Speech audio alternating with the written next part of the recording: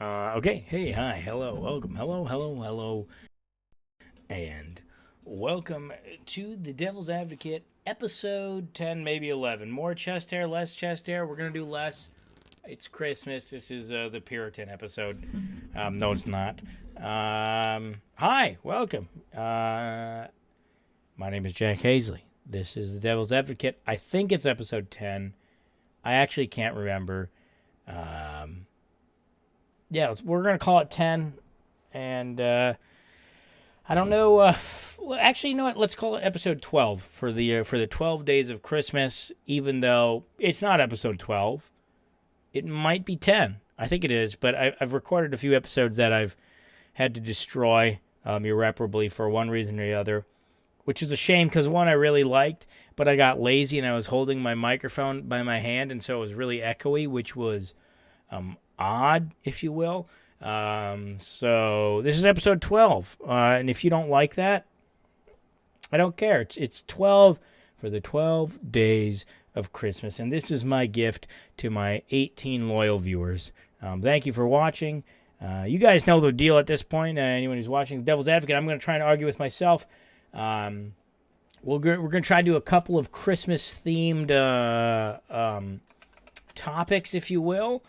And then one from the recording that I lost to the catacombs of history, never to be seen again.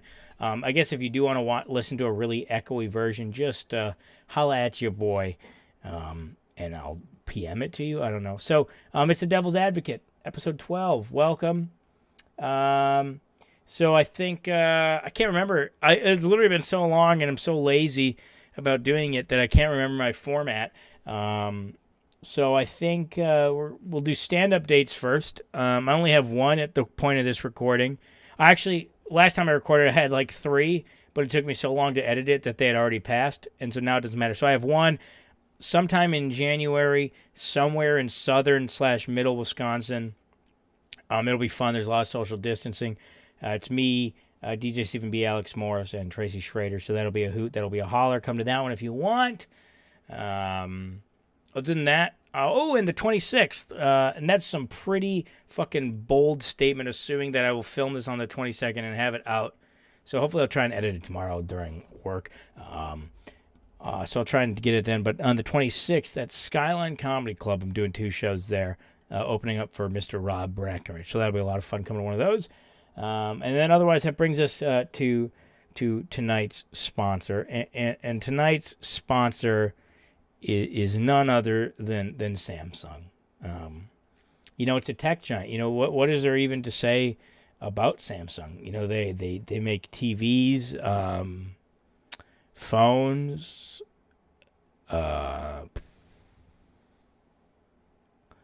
smartwatches. So that's Samsung, man. Thank you for Samsung for sponsoring tonight's episode. I'm a proud user of one of your 4K monitors over here. It's really great. This is I don't know, it doesn't have a model number on it, but it's nice. And I got it at an Office Max on clearance, which is never a great indication of a product's initial quality. But you know what? Samsung is just so good. That's what we had, and what they had. They had so many because they were so confident they were going to sell so many, and they did, except for one, which I purchased. So thank you, Samsung, for sponsoring today's episode. Okay, so let's get right into it. I kind of want to recline. Oh, that was too much. This seems awkward. It seems like I'm like on an operating table and I'm about to be like operated on. That was kind of redundant. Whatever, fuck it. So I guess I'm going to be sitting fully erect, which what you gonna do? Okay, let's talk about the first of the thematic topics, and it's going to be presents. Now, in true fashion, I'm going to try and take both sides of it. If you don't know, the good and the bad of presents. So I think let's start with the bad because I think that's harder to argue. As opposed to the good. I think the good is pretty obvious, in the spirit of Christmas and,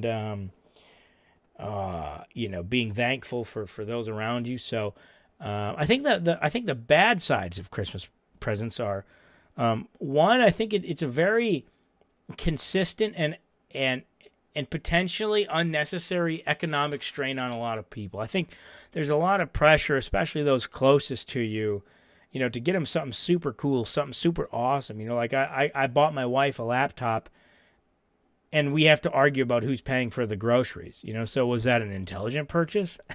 No. But there's such a pressure to get them something nice, and that's a bit of a goof. We would have figured out groceries. There's a new Aldi's that opened right next to our house, which is super cool. But there's a weird strain for a lot of people, and I can always think of like people who are in less fortunate economic times than me, especially in the year of our Lord 2020. So that's a weird part of present giving that I don't think that's talked about, and I don't know how you would talk about it. Like, there are a lot of couples who maybe just don't get presents for each other, which I also think is kind of weird. Like, I get like being conscientious. That's like the same. It's like I guess I get that. Like, hey, we're not gonna get each other's presents. We're gonna save money, but at the same time, like, there's kind of some fun to it. There's a little bit of, I don't know, because like for the most part, unless you're doing real well in life, you don't just really get your partner random shit. Like, I've never bought Jordan anything randomly outside of like food at Quick Trip.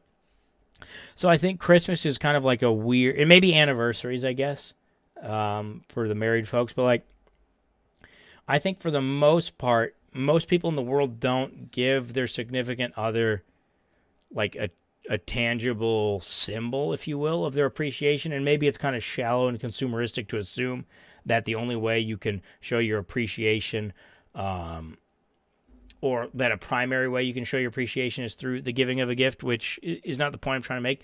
But I think it is a fun kind of, not excuse, but point in which you can give someone a gift without having to, like, because here's the deal. If in the middle of October or whatever, you pick a month, I come home and give Jordan a laptop, she'll be like, what the fuck? Like, are we about to get evicted? Like, what's going on? Like, it would be suspicious. So it's kind of a fun window of more or less, and also to the degree of the economic point that I'm not making well, it is kind of a bit of an excuse. Like, if I bought Jordan a laptop in the middle of the summer, she'd be like, what the fuck are you doing? Why didn't you just put that towards the mortgage? But if I get her one in the middle of December, then she's like, isn't Christmas dank? So it's kind of a fun, I think I'm arguing, I guess that's the point of the podcast, but I'm arguing against the point I was trying to make earlier. But I'm going to try and hold some formality. So there is a weird pressure to formally present each other with gifts that I think for a lot of the times people may or may not be able to realistically afford. And that's kind of concerning. I don't think that's intelligent. America has a big old fucking issue with debt, especially credit card and there's all kind, like January is just filled with ads about subsidizing your Christmas debt, which is always weird. And I guess I can say I'm fortunate enough that I've never felt I needed to take out a loan for Christmas, but I think that's actually, realistically probably decently common, and because now all kids want is a fucking Xbox S or whatever the new one is, or a PS5, and those are like fucking $500. Like, Christ, and you have 3 kids. I could see where it gets extremely costly very quickly. So I think that's kind of an unforeseen or an unaddressed issue with Christmas. And also, actually, it's something my parents taught me too, and I think it's kind of is like, who gives you Christmas presents? Because there's normal presents, and then there's like, if you're young or mentally diminished, or like your parents don't want to accept that you've grown up, they still pretend that Santa's real. And I remember I read an article one time. No, I didn't, but I just remember vaguely hearing this or something, so I'm going to say it to sound more legitimate. But it's like, if you have like a really nice present, your inclination is to say like it was from Santa, because then like kids get excited and they care. Because like if so their point is saying like, hey, if you want something super cool and exciting to be from Santa, it makes kids excited about Santa. But the argument to that would be people who have less fiscally secure or fiscal options from Santa. Maybe their Santa gives them a briefcase or some rollerblades. So the argument being that, like, if you can afford to give your child a more opulent gift, a watch, an iPhone, an Xbox, say it was from you, and then say Santa gave them the random shit, but then they don't get excited. So the thing is do you tell the kids that the Xbox came from Santa, and then they go to school and say, hey, Santa got me an Xbox, and little Timmy, whose mom lives in a meth trailer, says, oh, Santa got me fucking tube socks with broken needles inside of it, then it feels unfair. So, I think that, I don't even know if I'm trying to make a point, but on the other hand, if you just demean Santa's gifts to like the lowest common denominator that everyone could realistically afford, then no one gives a fuck about Santa. Like, that's why I don't give a shit about St. Nicholas. One, because I'm not particularly religious. But two, and this is definitely going to get me off of St. Nick's list next year, because one of my 13 viewers is my mother-in-law, and she brings me St. Nick presents, which I appreciate, even though I am Jewish. Is like, yeah, if someone gives you fucking beef jerky, it's hard to get excited about, especially, I appreciate the sentiment. So it's like, if you make Santa be the one who gives you, the Taylor Swift CD or the socks, then the kids don't give a shit about it, and then you may as well not do it. So there's the devil's advocate about Santa, which was not even the initially proposed argument, but that's the argument I came across. So the pros of Santa is it gets kids excited, and it's kind of a fun way for parents to, like, guilt or pressure. Oh, I didn't even talk about that. Let's talk. I think it's odd when parents. It's a weird way for parents to villainize their child's behavior without making them look like the bad guy. Because here's the deal: if you say, "Hey, Timmy, if you don't cut the shit, then then Santa's going to take your presents away." And then the kids are like, "Oh God, I have to square up. I got to impress this Santa." But if you went up to your kid and say, "Hey, Timmy, if you don't cut the shit, I'm going to take your presents away, me," then they're going to call social services and you'll be arrested. And then Timmy will go into a orphanage. And you probably don't want that. Maybe you do. So I think Santa is a ploy created by parents, not only to justify inappropriate security measures and oversight, but it's a really good way that they can threaten their children with taking away their presents without becoming the bad guy. So that's actually quite ingenious. Well done, parents. So that's why my kids will have Santa Claus until they're 48. That wasn't a funny joke. I'm glad I forced that in there. Whatever. Right. Yes. So Santa as a weird ploy to make kids behave. But I guess if I'm taking this positive side, I think it is kind of a it can be a fun beacon that it's a unifier. Everyone can believe in Santa unless you're Jewish or a different religion. I don't even think is Santa abhorrently like Christian in origin. I don't think so. I think Santa likes everybody. I could be wrong. So Santa's a fun, you're not getting lit up at going to school and saying Santa gave me this. So I don't think there aren't many fictional things that you can talk about publicly without kind of getting lit up, other than like Harry Potter and traditional fiction. So that point was dog shit, but whatever. I can't remember the points I have or have not made, so I'm just going to jump ship. Did I have a concluding statement for presents? I don't know. Oh, so here's a bit I'm trying to work on, and I was kind of hoping I could have ready for the Skyline weekend, but at this point it's the 23rd, and I wasn't able to test it at some mics, so I'm not going to do it. But I always thought there's a funny point where, like, I was trying to make where the premise was the shittier a present is, the more you describe it. So the idea being like Like if you get something you truly love or you truly are really excited about, and maybe this is just me because I've always had a very solid issue with being able to express myself, like very genuinely. So I can get something that I actually love and I'm excited about. I'm like, neat, thank you. And they're like, oh, you fucking hate me? And you're like, oh, no. I'm very happy, thank you. So I think presents are a weird one for a lot of people because a lot of people have no idea how to act, especially in the limelight, in receiving them or whatever. But the bit I was trying to do is about, the shittier a present is, the more you describe it. So like I tried to make the analogy of like getting socks, and then all you have to do is like you're just awkwardly describing like the knit quality and the pattern. You're like, wow, thanks. These are what are these? 100% polyester. Wow, thanks. And wow, what are these? What are these cats on here? Really, really, really neat. Thank you. But it's like for things you give a shit about, you're speechless. That's like why when you get an engagement ring, you're sitting there forgetting to say yes or intentionally not saying yes, depending on your status. But like,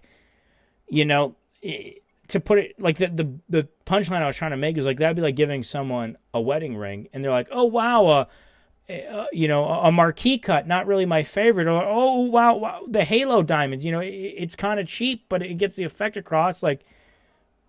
And so that's why the punchline sucks, and I haven't done it. But the idea, I'm just articulating my own premise again, but trying to figure out a fun way of pinpointing the observation I've made that the more you are neutral about a gift, the more you feel like that pressure of showing excitement. So you just start over describing it. I don't know, whatever. And also, so then the last thing about presents is they always talk about the spirit of giving. Christmas is not about getting gifts, but it's about giving them. And I agree to a point. Now, why I agree is going to make me look like the bad guy. And I'm fine with that. The thing is, I give presents that I think will make me happy. Now, let me explain. Here's a big alert.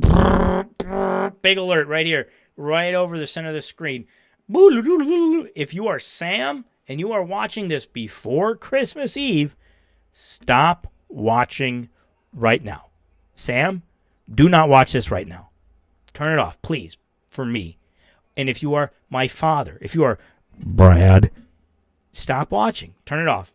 My dad's not watching this. Don't worry about it. So when I buy a gift, if it's someone I'm not going to say don't care about, but if it's someone that is at like I guess for 95% of the people in my life, if I have to get them a gift, I just let Jordan know, hey, it's for my sisters, it's for your mom, it's for my dad, not my dad, my mom, whatever. Get him a gift, get him something nice. I want him to have something nice. But there are some people in my life that I like to give them a gift extremely selfishly. Like, for the last 4 years, I have not bought my brother a usable gift ever. And I've spent a lot of money. I've spent more money on my brother's gifts than anyone else. And my brother, I guarantee every single one of my presents is in a landfill. So when I buy my brother a gift, I buy it because I selfishly want to watch him open a present. I want to watch him open this absolute dog shit that I've given him. So for the last 4 years, I've given him a series of lamps. Okay, so the first lamp, it had like a 15-foot long stem. Okay, unusable. You can't have a 20-foot tall lamp. And I didn't do it well. I went to Walmart and I bought like 9 of those ones that have like the screw-on bits, and then I just fucking electrical taped them and cut them so it would go all the way. Me and my grandpa did it in the garage like 8 hours before I gave it to him. Dog shit. I think it's still in my parents' attic. Unusable. Second year, I bought him a lamp and I gave him a fake audio recording, and the lamp was the base of a lamp connected to a chain. And so the idea would be like, oh, it's fun. You could just put it in the middle and you could carry the light to wherever you need it. Unusable slop, trash. But the reason I get it to him is because I love watching him open it, and I love watching the light in his eyes die as he realizes he has yet again gotten an absolute useless piece of shit. And it's different because if you just get him something that he doesn't want, like if I just bought him a fucking Tonka Playhouse, then it's just like, oh, that's just a weird shitty gift. It's putting in the effort to mentally prepare and have a beautifully succinct plan for your shitty gift. That is the true meaning of Christmas. It's not about giving someone a gift. It's about giving someone a gift you know they can't use and you know they hate, but they still have to appreciate because effort shows. So this year, what I did was I ordered a cameo from Rod Boyglovich. We're gonna have a counter of how many times I say this guy's name wrong. They called him Blasio. I know that was his nickname. He was impeached. He was the governor of Illinois from some time until 2008, which subsequently was the year that the Sears Tower was bought out by the Willis Tower, which will come back later. And I bought him a cameo from Rod Boyglovich, Blagojevich. I think that might be right. I don't know. And I just essentially asked him, "Hey Sam, say that. Hey Sam, this is from your brother Jack. I hope you appreciate the lamp." And he went on like a 5-minute tirade about how terrible prison was. And then he talked about how he was the only senator who's ever been accused of a felony and then, convicted of a felony and then released from prison and also then got acquitted by the president and is now on Cameo. And I'm like, that's extremely specific. You're probably right, Rob Blagojevich. And so I got him a message saying that, and then I went to Barnes & Noble, and I got this book. Now, originally, I wanted to get a book about lighting, but I could not find one. So what instead I did was I bought this giant fucking book about the Army. And honestly, it was $15, and I'm pretty sure a lot of our stimulus check went to the printing of this book because this thing is 300 plus pages of full bleed images on thick cardstock. And it has this really shitty fake plastic crest. But essentially what I'm going to do is I'm going to like Andy Dufresne carve out a section in the middle. And I'm going to put fucking lights in there with a plug. And so this year, I've truly outdone myself in the fire hazard department. If Sam ever plugs in that light bulb, he will die, and everyone in his house will light on fire. So, pretty exciting. And also for my dad, who people who don't know, he works for an electrical company, and he's very hard to buy for. So, as a bit of a goof, I bought him wire. That's it. I bought my dad 4-gauge, 20 feet of solid copper wire. Now, is it a good, fun Christmas gift? No, it's not. It's not a fishing lure, but it's something he'll use. And like to me, watching him open a fucking spool of wire on Christmas is more than I could ever ask for. I don't want any gifts. All I want is to watch people open my selfish douchebag gifts. Now, if you want a selfish douchebag gift, all you need to do is convince my wife to give me full control over your gift process. The only reason I can get away with it for Sam and my dad is because I pretty much tell Jordan, hey, tough shit, I got this one. And for everyone else, she's like, no, we have to get him a real gift. I'm like, no, this is a real gift. I got him a $3 truck that comes with batteries and sound, which is miraculous if you think about it. For $3, I got one AA battery, a truck that comes with sound, which means it has at least a speaker and at least some kind of shitty motor. Like, for $3. Fuck. It's so cool. Like, and then also I got him some gold door hinges. Who cares? It's so stupid, but that's what I love about it. That's why Christmas is the most beautiful holiday. Is because I can buy my brother. I literally just walked through Menards giving him shit, and then I think I got him a calendar of fucking ocean fish. He's never going to use it. I did buy him Tootsie Rolls, but I ate them because I was bored and hungry. So, I don't know.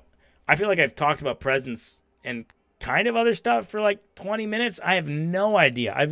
When I go back to edit it, this will be a mess, and I will give up probably at 14 to 15 minutes and just let it play. But Christmas is about giving. Presents are about giving. But don't let Hallmark fool you. You can give presents and still be a selfish asshole. Okay? Do not give presents that people want. Give presents that you want to see people open. And if you put in enough time and effort and you show that you genuinely care, it will mean more to them than anything. I have never heard my brother talk about the Chi Lambda sweater my mom got him. But every single year he's like, hey, am I getting a lamp? And I'm like, yup. So the spirit of Christmas is not in the gift. It is in the effort a gift takes, which is why it's so insulting when someone asks you what they want for Christmas. Look, when you're young, when you're dumb and your parents don't know anything about you, you know, and all they're worried about is, no, okay. And all they're worried about is do you have scoliosis? Are you getting bullied? They don't know what you want. But once you're 27 or older, if I want something and I can afford it, I just buy it. And then it's mine. So when my mom says, Jack, what do you want? And I'm like, I don't know, a Ford F-150, which people know me is wrong. I don't want a truck. I hate trucks. But I just link her ludicrously. I'll link her like a $6,000 Ames recliner. And she's like, okay, seriously, what do you want? I'm like, I don't know, this sweater that if I actually wanted, I would have just bought last week. Now, so that's the issue. Presents when you're older are a joke. I'm glad I have them and I want them. So if my mom is listening, please continue to give them to me. I love them and I appreciate you. You too, Jody, because you might actually be the only one listening. I love your joggers. Appreciate it.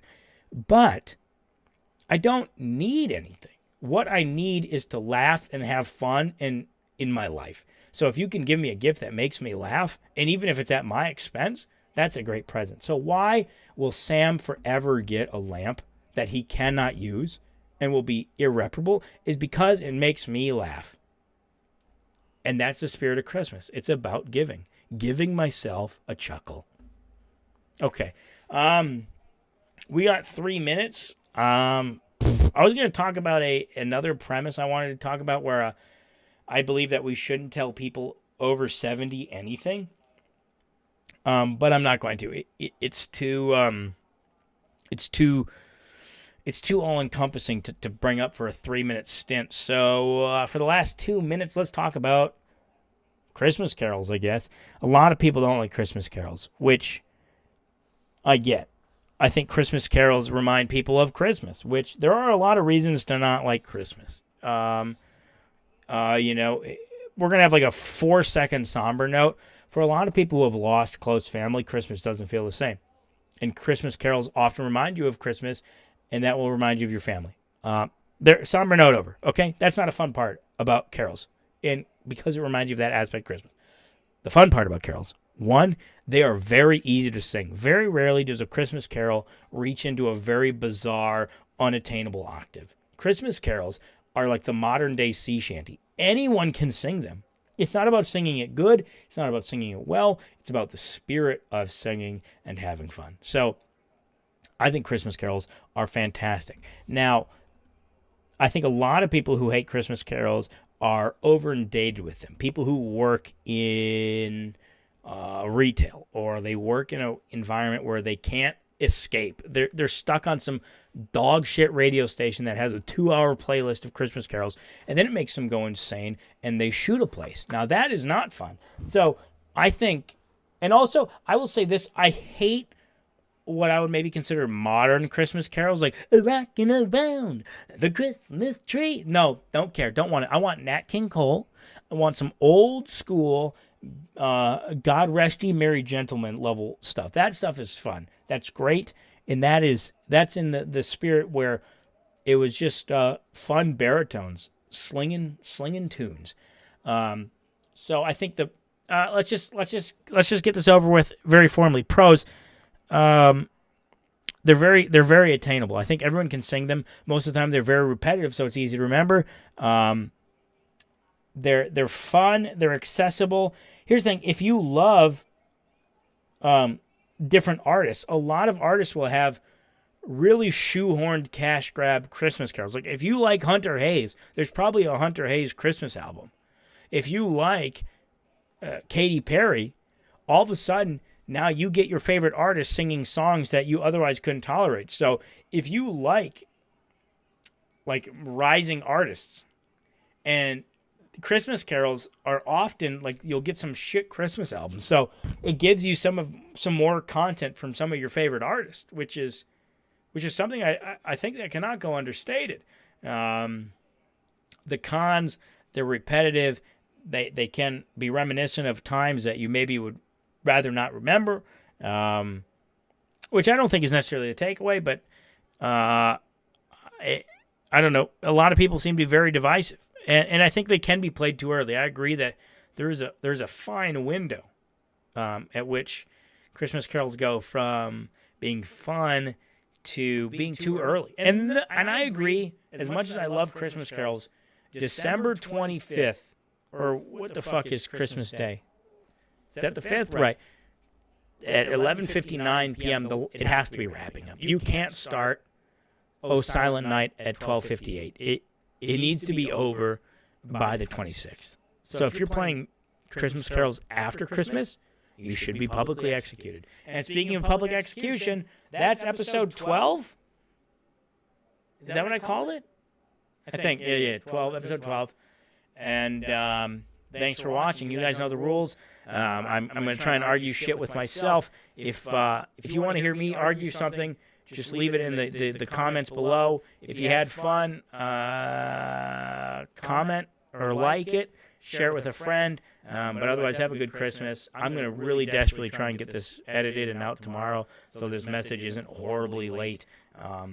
But thanks for watching, and I'll try and be better about having a more consistent podcast schedule.